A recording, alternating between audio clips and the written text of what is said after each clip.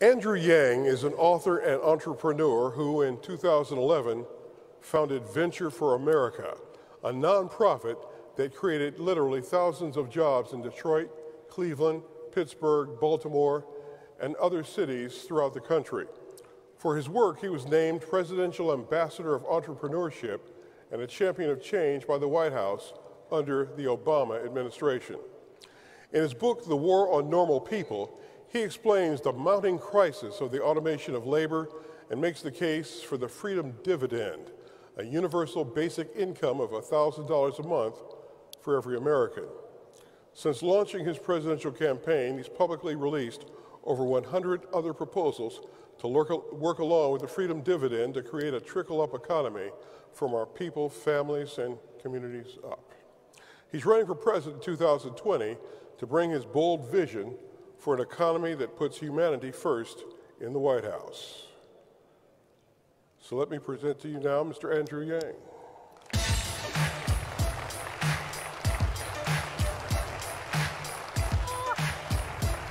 Oh, thank you, Yang guy. I love it. Thank you. Thank you. Hi, Vernon. Pleasure to meet you, sir. Great to meet you. Thank you for the warm intro. My pleasure. I'm over here. Have a seat, yeah. Thank you all.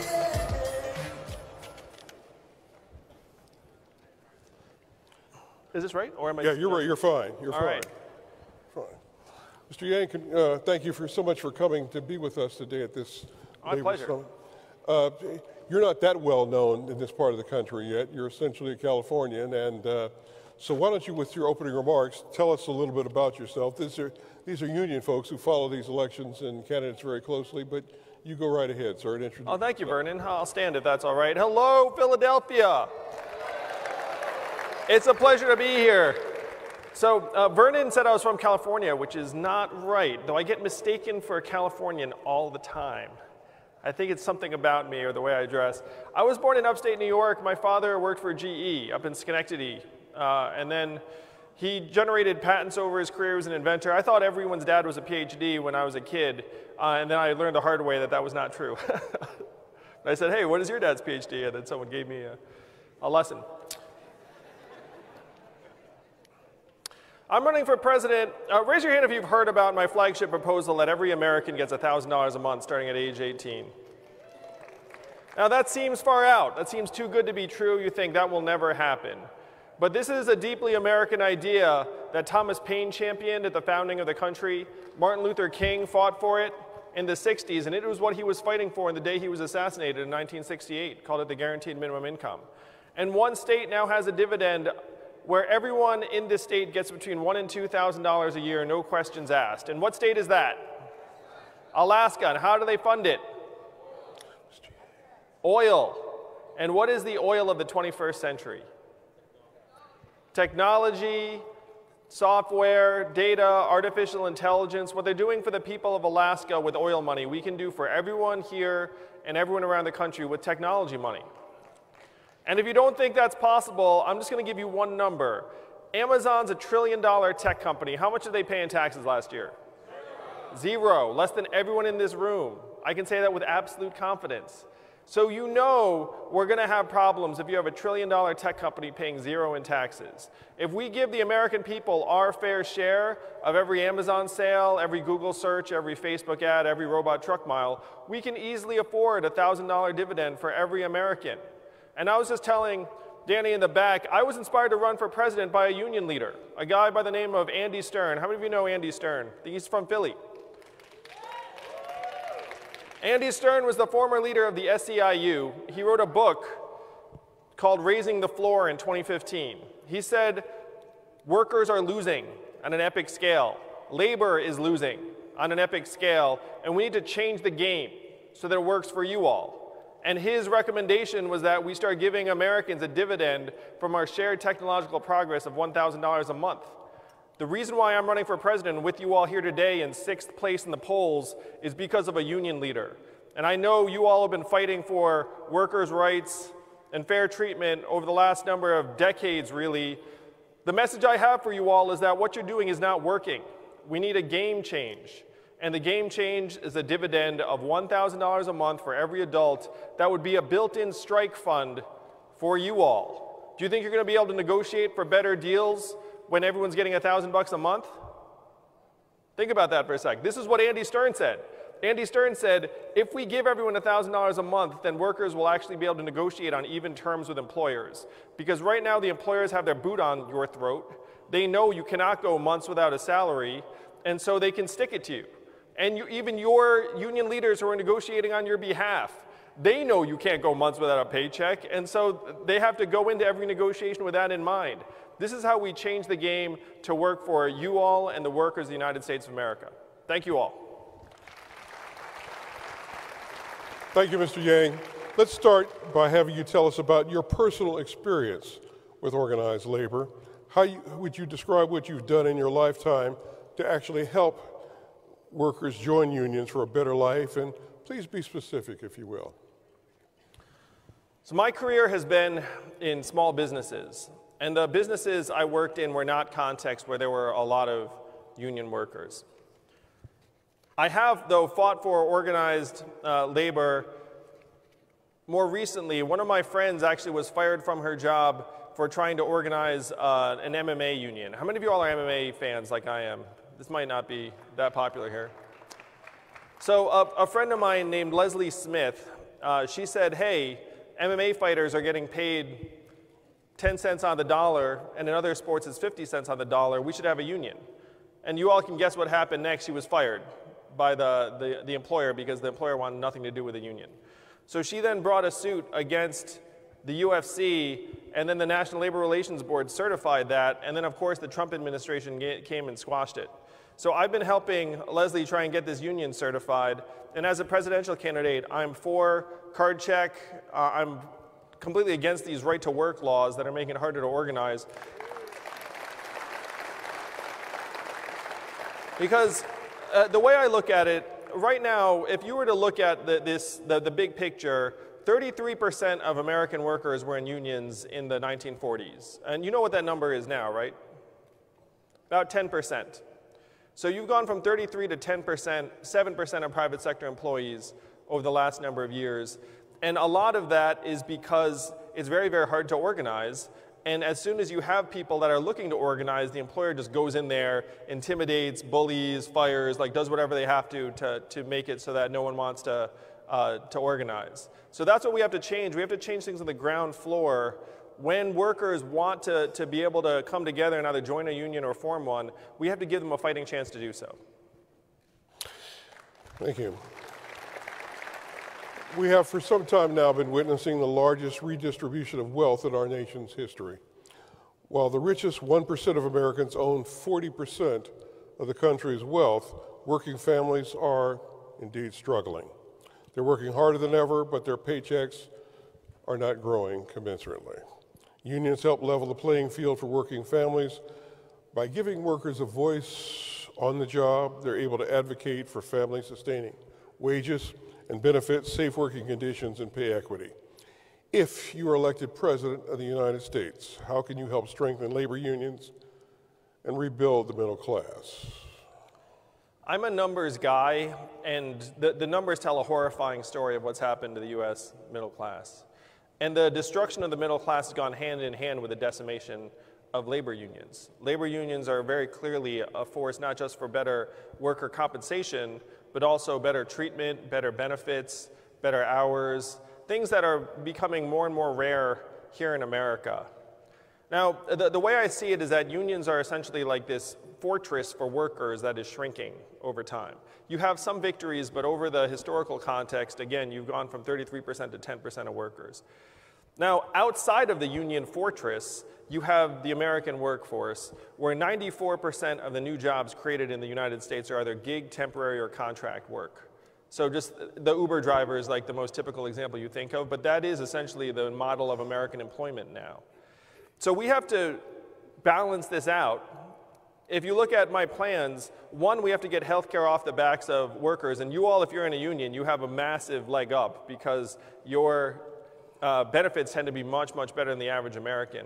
That's for sure. But we have to get health care off the backs of workers to help strengthen the middle class.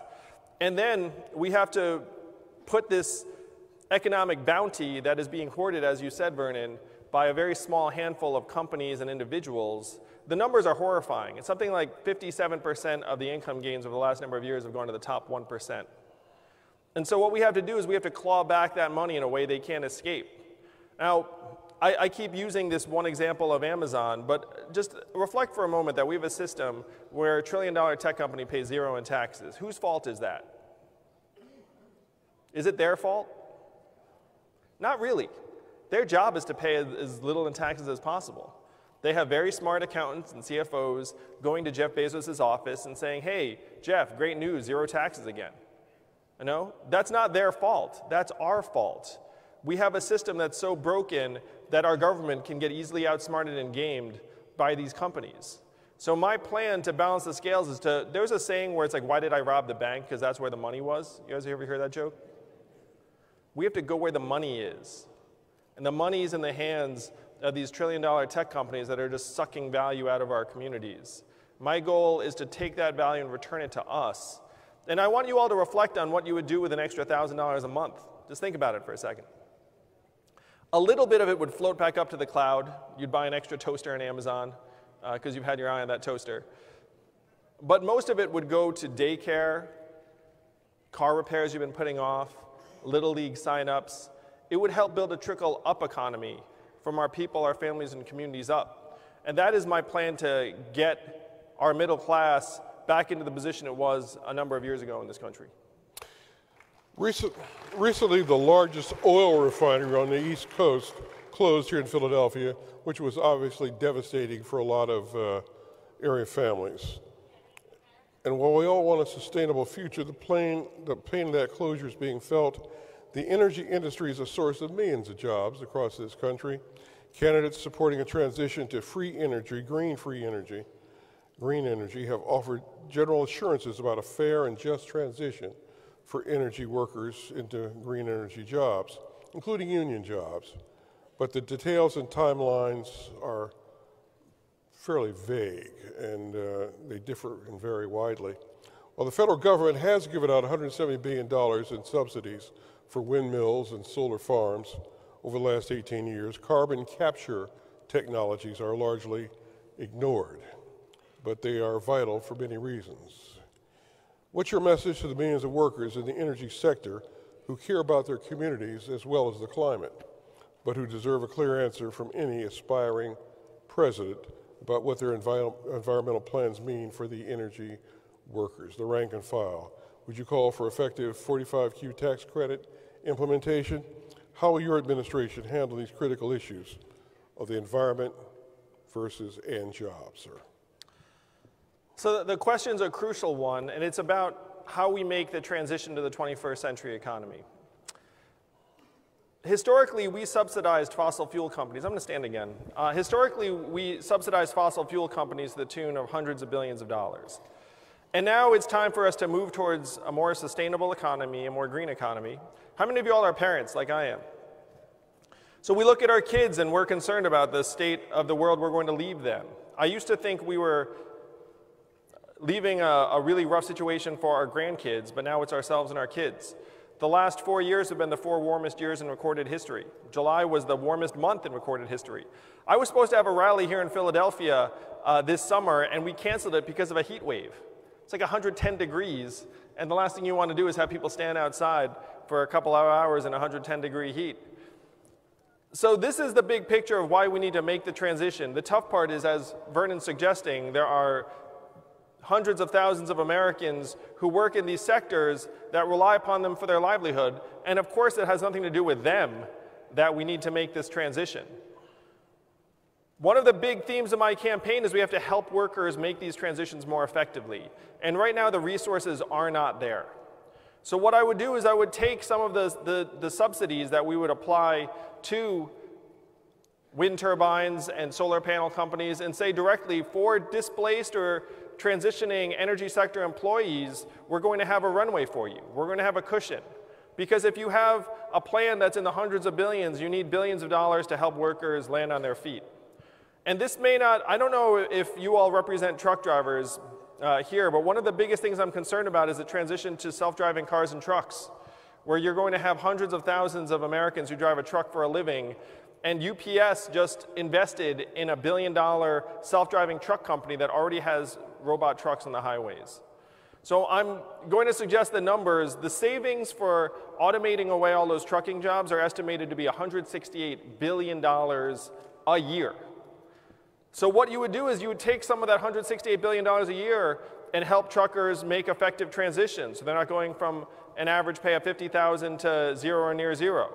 You would do the same thing in the energy sector. So you'd say, look, if we have hundreds of billions of dollars to make this transition, you'd set aside billions for workers so that they're not stepping off a cliff when we decide that their jobs, unfortunately, are going to not be needed anymore. And the hope is that some of these energy sector employees would be directly employed in installing solar panels and creating wind turbines and other forms of energy that we're going to need moving forward.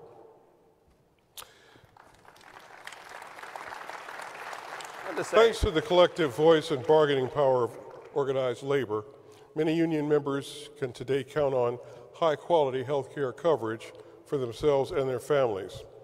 How specifically will your health care plan protect and build on or enhance union members' access to quality health care coverage for which they have fought for so hard for so long to win?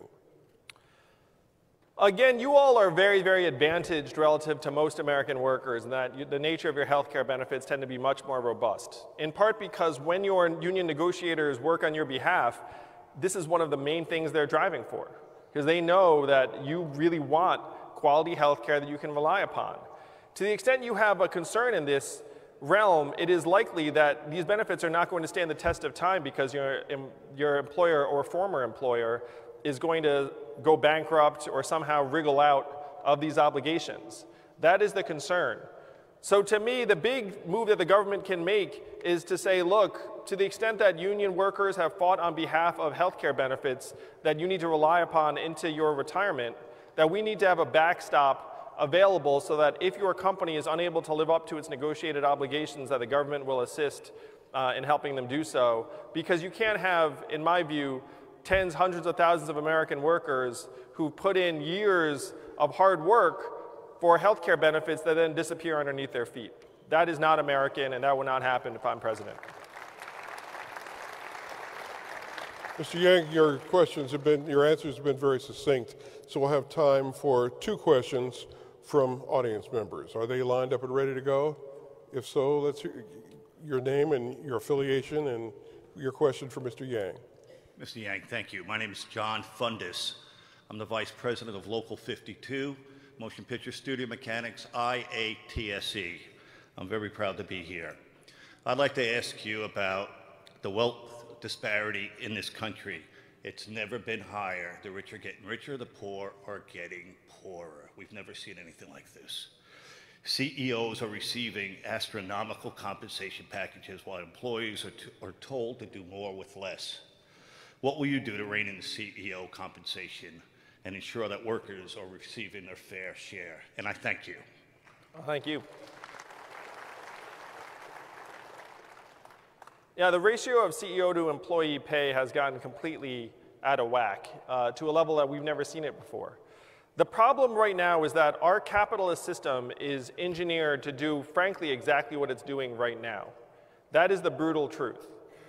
Our capitalist system is designed to maximize shareholder profitability and stock market prices.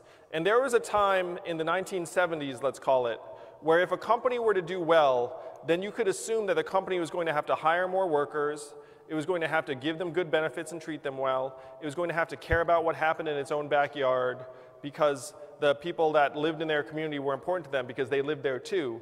Now none of these things is true. If you have a successful, profitable company today, you can do more without hiring many workers. You can automate away a lot of those workers.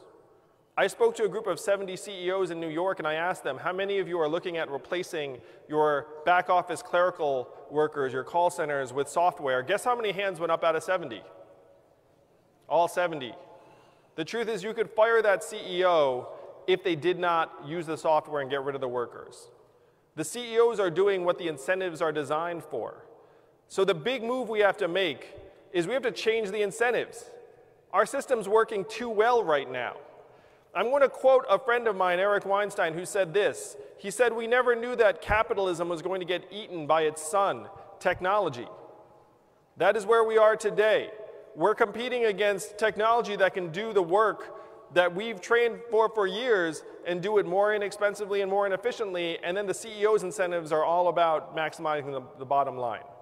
So the transformation we have to make together, and unions must lead on this, is we have to say, look, the bottom line is us.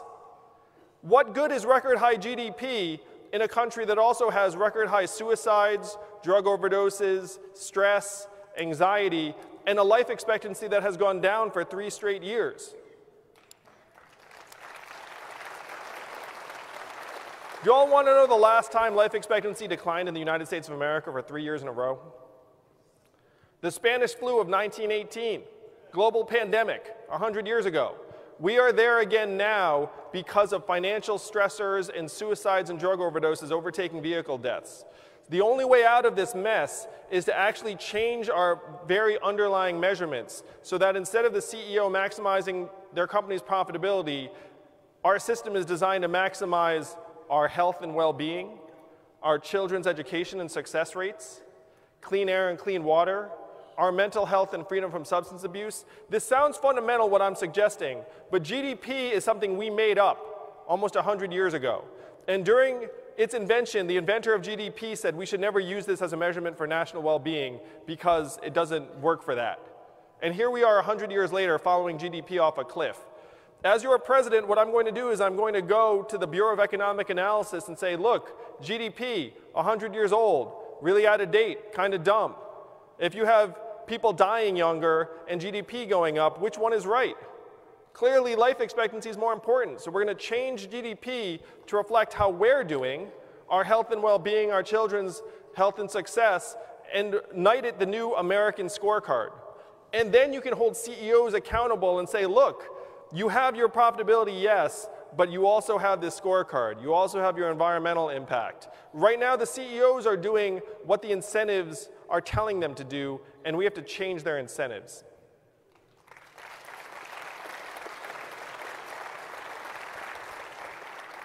Time for another question from the audience. Your name and affiliation, ma'am. Hi, thanks for coming today. My name is Karen Ford Steyer, and I'm with the American Federation of Government Employees, AFG Union. The current administration is rapidly undermining federal workers' collective bargaining rights. What's worse, they've had little or no pay raises for years. They're under constant fear of government shutdown, and they're constantly being asked to pay more for health care. What will you do to restore morale, improve the rights of federal employees? Would you support the reinstatement of the Federal Labor Management Partnership Act? Thank you for the question. My flagship proposal would give every American worker a $1,000 a month raise, or $12,000 a year, and that includes federal employees. So think about what $12,000 a year would mean to everyone who's working in the government. Would that be a game changer? And many of you think that this is impossible, that the Asian man is talking magic. But there is nothing stopping the majority of citizens in a democracy from declaring ourselves a dividend. They did it in Alaska almost 40 years ago, and it was a Republican governor who did it. So if we get federal government employees a $12,000 a year raise, that would be a bigger raise than they've seen in quite a long time. And the goal then, again, if we change the measuring sticks for the economy, the problem so many of our workers find themselves in right now is that they're being framed as costs, essentially. So teachers are an example. You say, oh, teachers, like, you're an expense. And what we have to do is we have to start seeing our own well-being as the best investment you can make. We know that teachers are worth their weight in gold, and that if you have a good teacher in the classroom, it ends up impacting hundreds of kids and their outcomes. So the same would be true of the federal government. If you have government employees who are helping make our society safer, more secure, healthier for our kids, and solving the biggest problems of our time, then those are investments. If we change the way we measure economic well-being, then we start seeing the people who are strengthening our society not as costs, but as people who are doing the most important work that's being done today. And I like to talk about my wife who's at home with our 2 boys right now, one of whom is autistic. What is her work calculated at right now in our economic measurements? 0. And we know that's the opposite of the truth. I was off the trail for 2 days taking care of our kids, and you know what I said after 2 days? Get me back to doing something easy like running for president as soon as possible. And if you're a parent, you know what I'm talking about. Parenting is the hardest, most challenging work that's done, and yet we value it at 0. And the same is true of many of our government employees, the same is true of our teachers. We have the measuring sticks all wrong, and it's killing us. It's driving us into the ground. If we change the measurements to measure what's important to us, then we can reframe our economy for the 21st century in a way that lets people see what the important work is.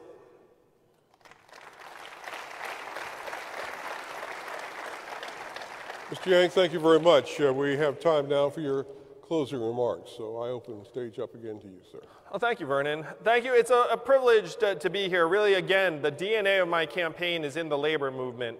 And when I was talking to UAW workers a number of months ago, one of them gave me a DVD, it's a DVD, of the origin of the UAW.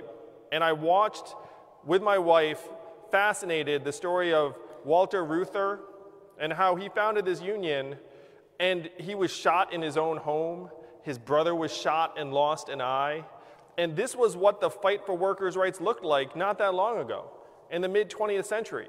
This was the great rise of the unions throughout the middle of the 20th century, and that rise has unfortunately reversed itself over the last number of years.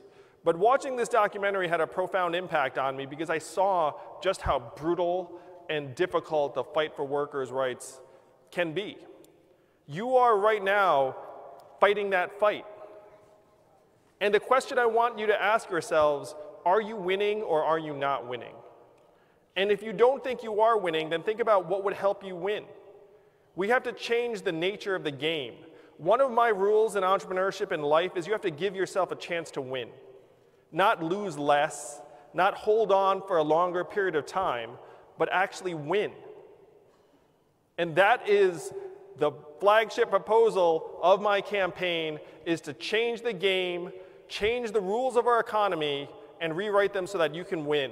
So thank you all very much. Thank you for having me today. Thank you. Thank you so much for coming. Good luck to you, sir.